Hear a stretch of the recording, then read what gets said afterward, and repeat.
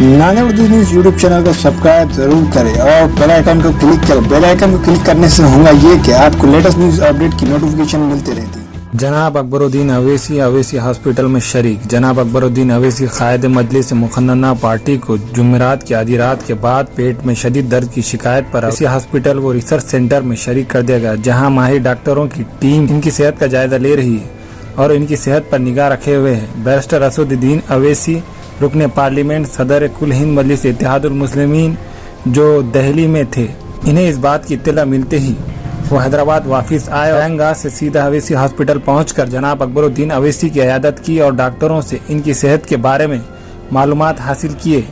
वो रात देर गए तक दवाखाने में ठहरे रहे। जनाब अकबरुद्दीन अवैसी 30 अप्रैल 2011 को इन पर किए गए कातिलाना हमले में शदीद जख्मी हो जाने के बाद मुसलसल पेट के दर्द से मुतासिर रहे। इस सिलसिले में दोबारा इनके पेट का ऑपरेशन भी किया गया। जनाब अकबरुद्दीन अवैसी अपनी नासाजी सेहत के बावजूद असम्बली की तहलील के बाद से इंतखाबात के इख्तिताम तक अपने हल्के के अलावा शहर के मुख्तलिफ हल्के जात में मजलिसी उम्मीदवारों की इंतखाबी मुहिम में मसरूफ रहे।